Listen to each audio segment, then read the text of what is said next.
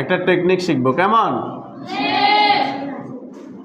অর্থাৎ আমরা যখন সরল অঙ্ক করতে যাই প্রথমে কোন কাজটা আগে করব, প্রথমে কোন কাজটা পরে করব, আমাদের অনেকের মনে থাকে না। হ্যাঁ, তাহলে আমরা একটা টেকনিক লিখলাম বদমাস। কি লিখলাম? বদমাস। এই টেকনিকটা যদি আমরা ফলো করি তাহলে আমরা এই নিয়মে যদি সরল অঙ্ক করি আমাদের অঙ্কটা করতে সুবিধা হবে, কেমন? এবং আমরা সহজে অঙ্কটা সমাধান করতে পারবো। তাহলে সরল অঙ্কে আমরা লিখলাম বদমাস, লিখলাম বিতে কি ব্র্যাকেট, বিতে কি ব্র্যাকেট মানে বন্ধনী, ব্র্যাকেট মানে কি বন্ধনী। অর্থাৎ যদি ব্র্যাকেট থাকে তুমি প্রথমে ব্র্যাকেটের কাজটাই করবে, কেমন? অফ মানে এর, অফ মানে কি ডিতে ডিভিশন, ডিতে কি ডিভিশন মানে ভাগ, ডিভিশন মানে কি অর্থাৎ ব্র্যাকেটের পরে ভাগের কাজ, ব্র্যাকেটের পরে কিসের কাজ? ভাগের কাজ, ব্র্যাকেটের পরে এরপরে এমতে হচ্ছে মাল্টিপ্লিকেশন, এমতে কি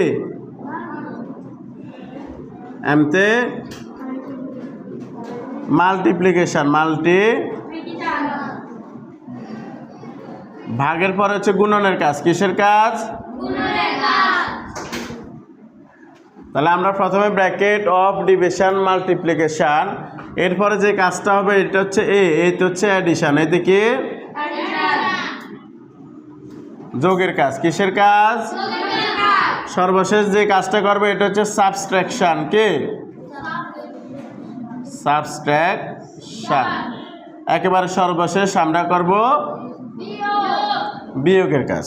তাহলে আমরা কোনটার পরে কোন কাজ করব যদি এই টেকনিকটা আমরা মনে রাখি আমাদের জন্য একেবারে সহজ হবে, কেমন? Very easy technique.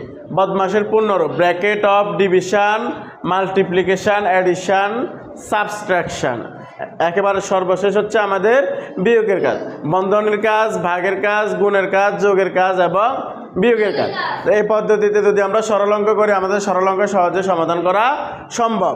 এবং এই টেকনিকটা যদি আমরা সবাই ফলো করি আমাদের কোন স্টেপের পরে কোন স্টেপের কাজ হবে এটাও মনে রাখা সম্ভব।